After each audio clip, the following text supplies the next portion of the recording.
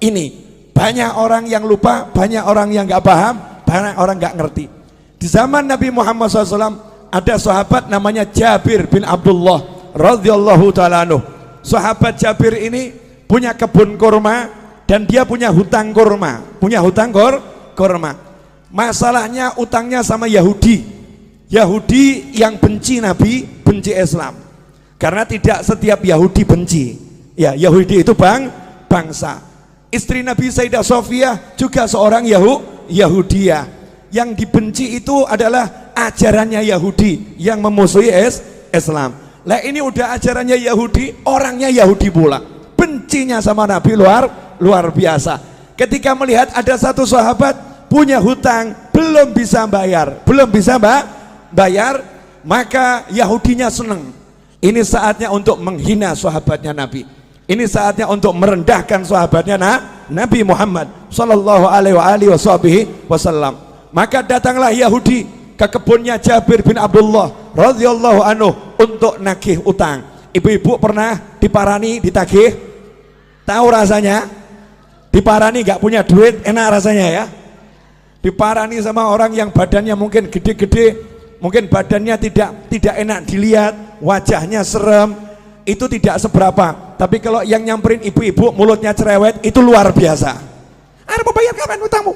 Utang nanti dibayar. Wah, itu lebih dari pria-pria yang badannya besar itu. Yang cerewetnya luar biasa. Kalimatnya menusuk dan merobek-robek jiwa dan menyebabkan ibu sakit hati ketemu orang yang seperti itu. Hari itu Yahudi datang ke tempatnya Jabir. Nabi Muhammad SAW dimintai tolong sama Jabir, ya Rasulullah, tolong utang saya ini biar bisa ditunda, dibayar tahun depan. Yahudinya diajak bicara.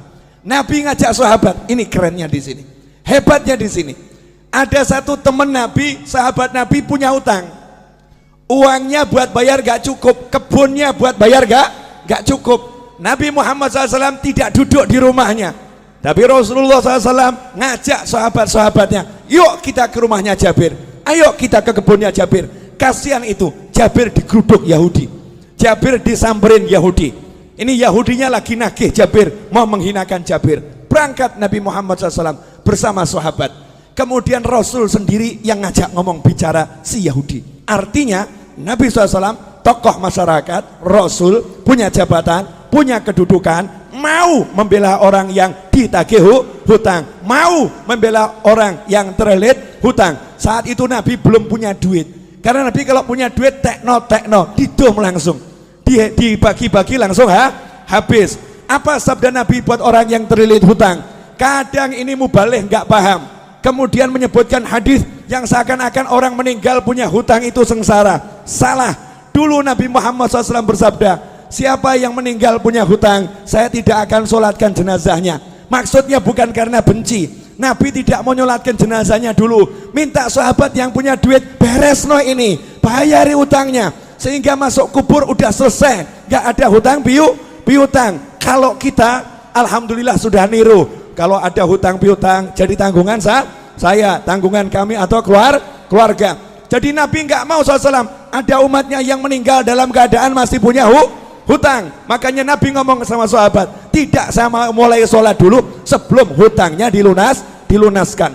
Tapi begitu Nabi punya hutang, apa sabda Nabi Muhammad SAW? Siapa yang meninggal punya hutang, Nabi punya uang ya, siapa yang meninggal punya hutang, saya yang bayar hutangnya, saya yang lunaskan uangnya. Kalau dia nggak punya hutang, biar uangnya milik ahli warisnya. Kalau punya hutang, aku yang bereskan.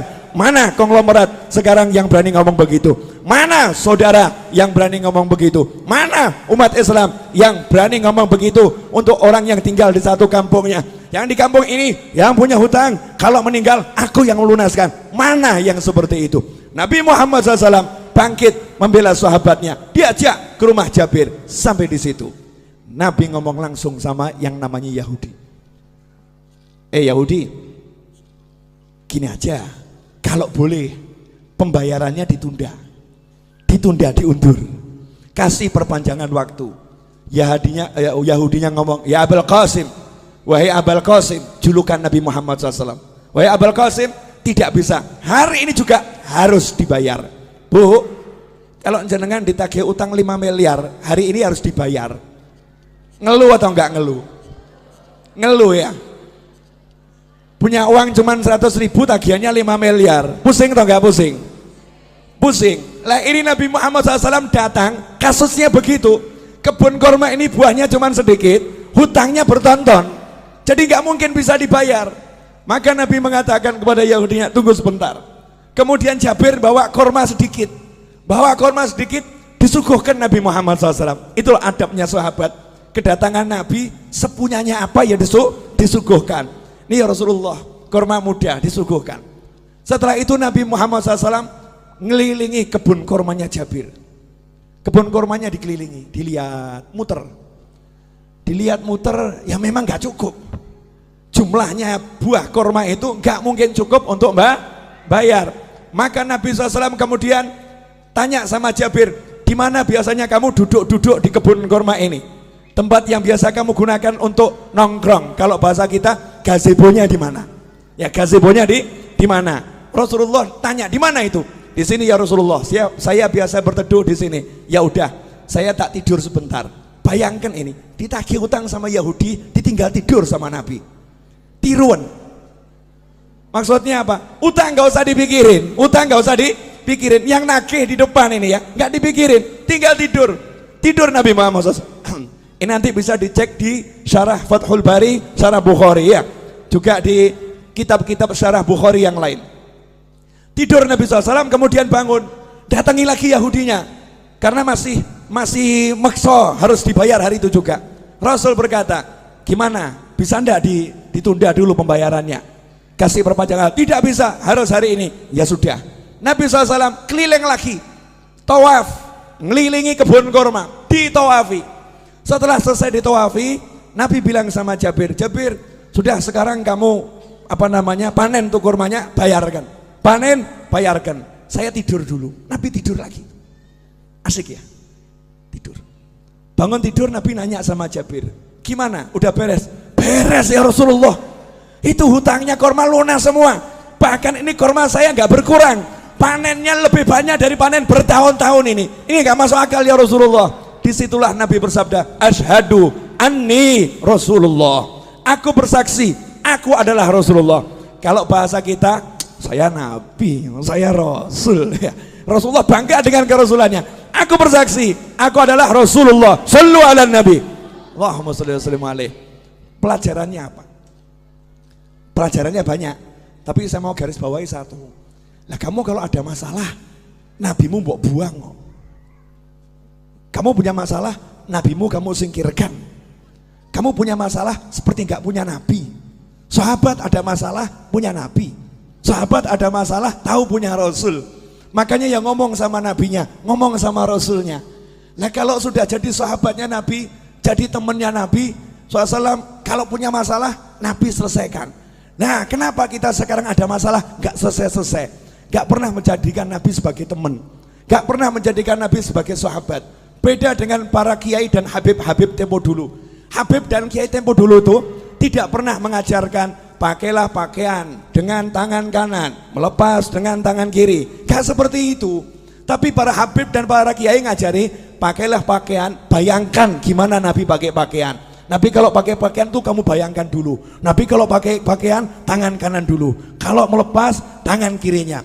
Rasulullah SAW kalau pakai sandal kaki kanan, kalau melepas kaki kiri. Bukan masalah kanan kirinya, tapi suruh bayangkan nabinya, suruh bayangkan Rasulnya Muhammad Sallallahu Alaihi Wasallam. Nah kalau kita udah seperti itu, jalan kita bayangkan gimana Rasulullah pakai sandal, kemudian jalan kita bayangkan bagaimana Rasulullah berjalan, duduk kita bayangkan bagaimana Rasulullah dulu SAW. Maka kalau kita punya hajat, ada masalah, tinggal ngomong, Kanjeng Nabi pengen beli rumah nggak punya duit, ngomong. Oh.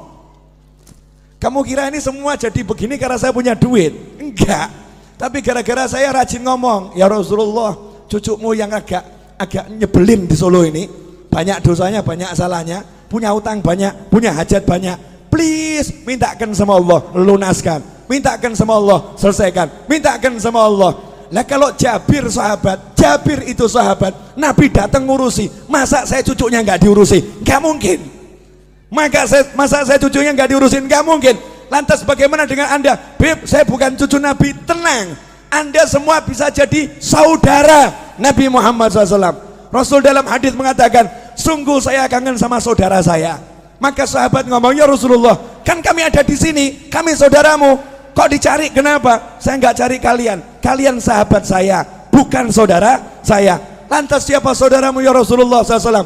Orang-orang yang lahir nanti belum pernah lihat saya, tapi percaya sama saya, iman sama saya, bahkan rela kehilangan harta dan keluarganya demi sekali melihat saya. Itulah saudara-saudara saya. Saya kangen pengen melihat beliau-beliau itu. Bayangkan, Nabi belum pernah ketemu kita, wujud kita belum ada, sudah dikangeni, dikangeni. Lah kalau kita sekarang bisa kangen sama Nabi dengan baca sholawat Barzanji, Maulid Tiba, kemudian Burda, Simtuduror dan semisalnya, kita sholawatan sama kangen, berarti kita jadi kelompok saudara Nabi Muhammad SAW. Dan saudara sama saudara itu pasti saling membela, pasti saling mendukung. Kalau udah begitu, kamu punya masalah, insya Allah nggak punya masalah. Saya punya masalah, insya Allah nggak punya masalah. Kenapa? Yang turun tangan langsung Nabi Muhammad Sallallahu Alaihi Wasallam, yang menyelesaikan langsung Rasulullah SAW. Nah,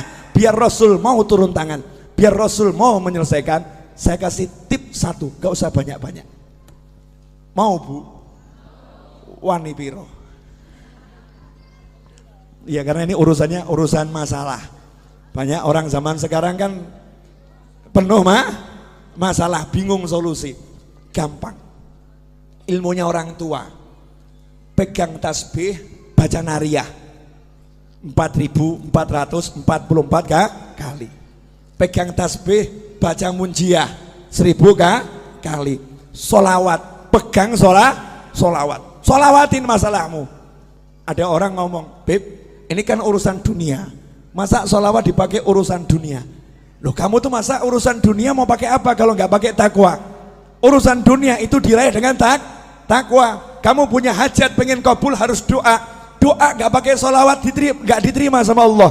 Sehebat apapun orangnya doa gak pakai solawat gak diterima sama Allah Subhanahu wa ta'ala. Sehebat apapun orangnya solat gak pakai solawat gak diterima solatnya oleh Allah Subhanahu wa ta'ala. Sehebat apapun orang khutbah Jumat gak pakai solawat gak diterima oleh Allah Subhanahu wa ta'ala. Kalau hidupmu gak ada solawat gak diterima oleh Allah Subhanahu wa ta'ala. Dan kalau kamu hanya ingat Allah, gak mau ingat Nabi Muhammad SAW, Islammu ditolak oleh Allah Subhanahu wa ta'ala. Sebelum minta apapun, suruh mengedepankan Allah Rasulullah, Allah Rasulullah. Dalam sholawat sudah ada semuanya, Allahumma sholli, Allahumma sholli. Sholawat itu nyebut Allah, nyebut Nabi Muhammad SAW.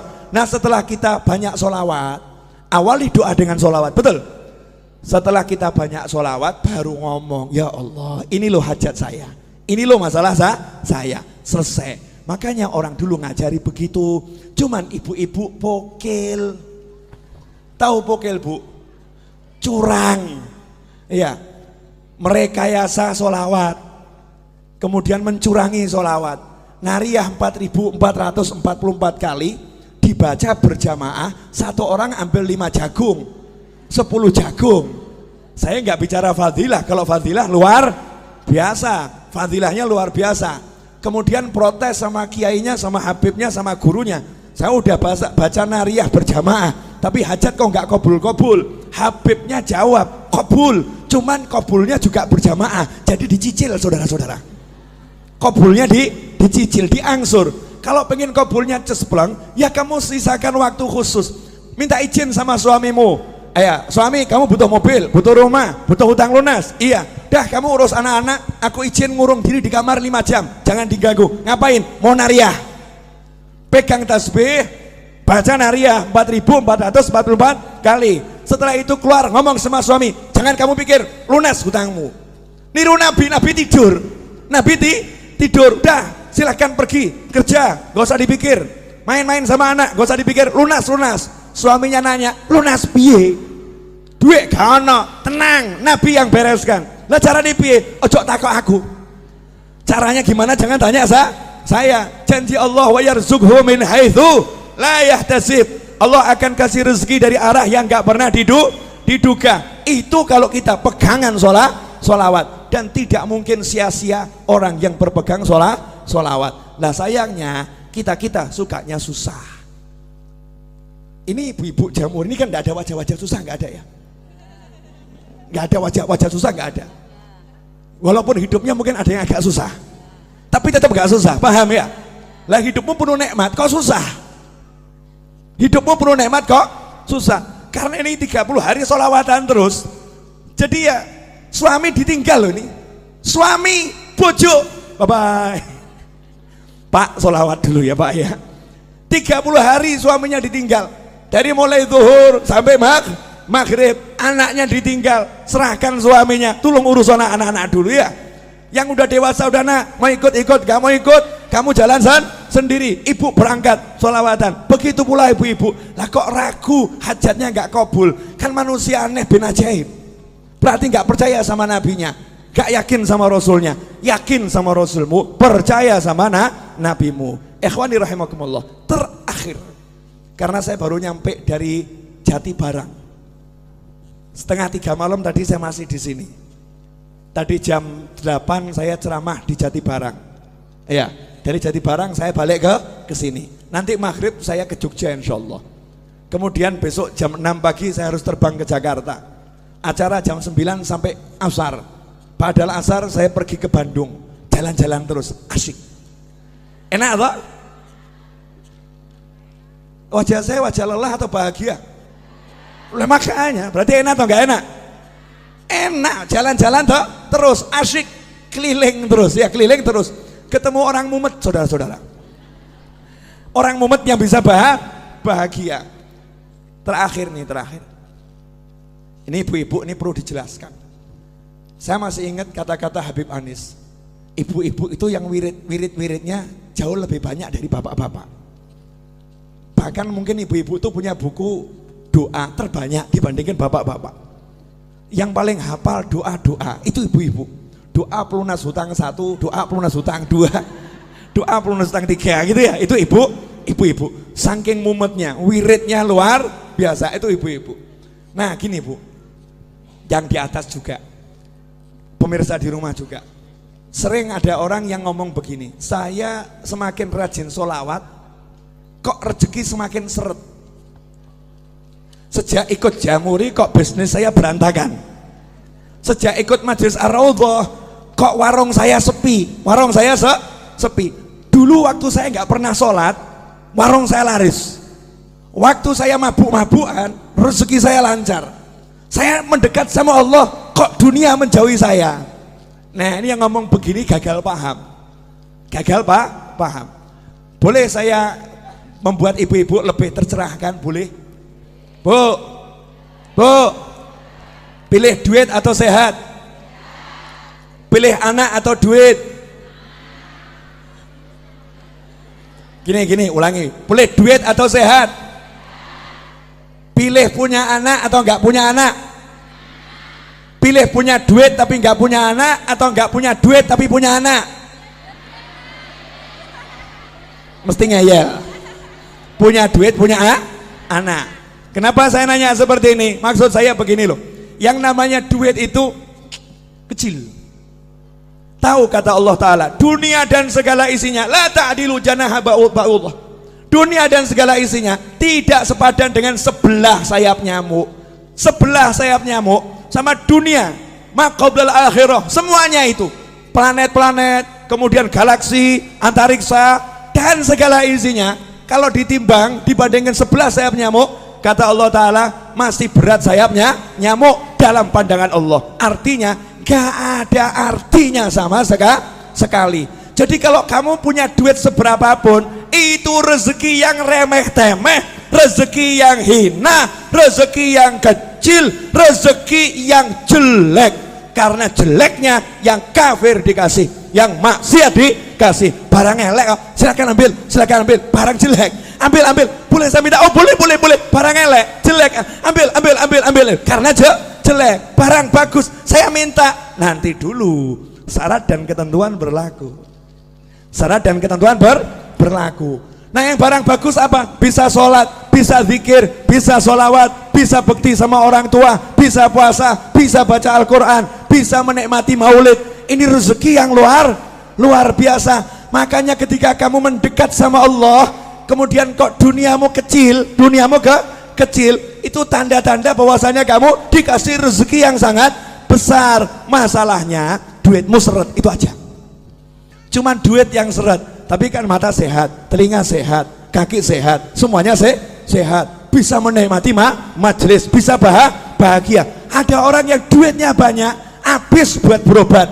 Ada orang yang duitnya banyak, habis untuk memuaskan nafsunya, nggak puas, cari bahagia, nggak bahagia. Lan jenengan modal masuk Jamuri, duduk silo, selonjor, senden, bahagia. Kok murah men ya? Gampang men nih, bahagianya, mudahnya luar biasa. Nikmat dari Allah Subhanahu wa Ta'ala. Kuncinya di situ. Buang dulu dunia dari hati, kecilkan. Gak ada manfaatnya, cilik, gak ada artinya. Setelah bisa kamu buang, nanti di situ dunianya akan datang. Bahasa saya begini, perempuan cantik itu kalau dikejar semakin gaya. Betul? Ini pengalaman pribadi ini. Ya, pria tampan kalau dikejar juga semakin gaya. Tapi kalau dicuekin pasti penasaran. Ini semua orang ngejar saya ya. Kok yang satu ini cuek-cuek saja ya? Akhirnya kebalik. Yang cantik tadi itu akan ngejar, betul ya? Ngejar. Lah kalau kamu pengen dikejar dunia, cuekin dunianya. Cuekin dunianya. Kalau kamu cuek sama dunia, dunianya nanti akan penasaran. Kok aku nggak disentuh ya, aku nggak dicari sama dia ya, aku kok nggak dianggap ya. Dunianya akhirnya jor-joran, ambil, ayo tertarik sama aku, ambil, tertarik sama aku. Kita tetap nyantai-nyantai saja, cuek, nggak ngaruh. Itu kunci untuk menguasai dunia. Rahasianya di situ. Terakhir, udah ini saya ceramah bengak-bengok biar ngantuknya hilang kabeh. Karena ini jamnya jam ngantuk dari tadi jam 1 kan ya. Ngantuk. Terakhir ibu-ibu yang dimuliakan Allah Subhanahu wa Ta'ala. Jadi kalau ada masalah gak usah bingung, gelar sejadah, pegang tasbih, baca sholawat, selesai. Setelah itu ojo mbok pikir, jangan dipikir, lanjutkan kehidupan. Masak ya masak, ngobrol sama anak ya ngobrol sama anak, dan jangan buka handphone kemudian share sama temennya, sumpek aku sumpek. Nah ini gak selesai masalah ini. Sumpek, saya lagi banyak masalah. Semakin kamu nyebut, semakin sumpek itu. Semakin sumpek. Udah kamu duduk baca sholawat, selesai, gak usah di-share. Walaupun suamimu nyebelin, gak usah diurus, sholawatin, selesai. Loh, saya punya pengalaman. Orang curhat sama saya, Beb, ini suami saya kok ngombak-ngambek terus nih, Beb. Pulang ke rumah ketemu suami wajah ngambek terus. Suntuk saya, Beb. Gimana caranya? Sholawat ono. Selesai. Jadi nanti kamu ngelus-ngelusnya sama sholawatin, Allahumma sholli ala sayyidina Muhammad. Di hati saja tidak disolawatin. Besoknya laporan lagi, Beb, alhamdulillah gimana? Udah nggak ngambek lagi. Silahkan dipraktekkan ibu-ibu ya. Kalau suaminya suka ngambek-ngambek, sholawatin. Ya, sholawatin. Kalau kerja di perusahaan bosnya ngambek-ngambek, sholawatin. Kalau ada pelanggan yang ruwet, sholawatin. Beres, nggak mungkin tidak beres. Jaminan 100%, 100%. Ini yang ngomong sudah praktek. Yang ngomong sudah praktek. Kalau ketemu orang ruwet-ruwet, modal saya tak sholawatin, selesai. Ya, sholawatin selesai. Kalau saya nggak kuat nyolawatin, saya titip sama teman-teman saya, duduk di musola baca munjiah 100 kali, saya punya hajat. Duduk di tanah sana baca munjiah 1000 kali, saya punya hajat. Giliran saya nyupir ceramah, saya ceramah, yang lain sholawat. Selesai ceramah, selesai masalah. Mau praktek? Jangan, berarti kamu nunggu masalah dulu. Jangan praktek untuk masalah, praktek untuk hajat. Terima kasih, jazakumullah khairan katsiran. Insyaallah yang sedikit ini barokah dan manfaat. Saya udah bilang pokoknya kalau bulan Maulid ceramah saya berusaha dandan. Saya begini nih sumuk dan panas.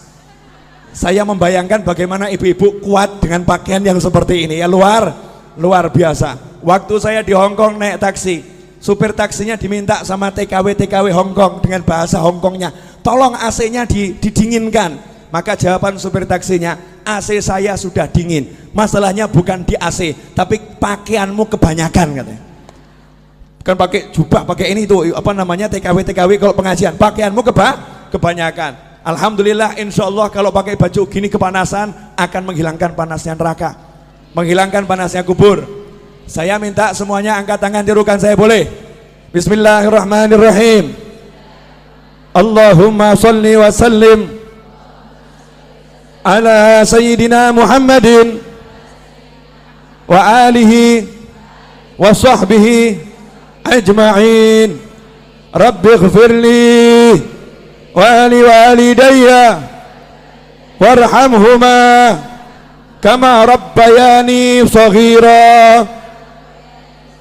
Rabbi ighfirli wa li walidayya warhamhuma kama rabbayani shaghira. Rabbi ighfirli wa li walidayya warhamhuma kama rabbayani shaghira. Wa sallallahu ala sayyidina Muhammadin wa alihi wa sahbihi wa sallam walhamdulillahi rabbil alamin. Alhamdulillah, detik ini ibu-ibu naik pangkat jadi anak yang solihah, anak yang solihah. Karena dalam hadis disebutkan waladun solihun yad'ulah, anak soleh itu yang mendoakan orang tua. Amanat saya, sehabis sholat jangan tinggalkan doa ini. Rabbi ighfirli wa li walidayya warhamhuma kama rabbayani shaghira. Dan ajarkan pada siapapun, ajarkan kepada anak kita. Janji Nabi, Allah tidak akan memutuskan rezeki dari seorang hamba yang hamba itu tidak memutuskan doa untuk orang tuanya. Maka kalau kita doakan orang tua kita terus, maka rezeki zahir dan batin tidak akan putus. Saya mengucapkan jazakumullah khairan dan mohon maaf atas segala ketidaknyamanan dan kekurangan majelis ini dalam menyambut Anda semua. Mudah-mudahan dimaafkan dan barokah, amin. Wassalamualaikum warahmatullahi wabarakatuh.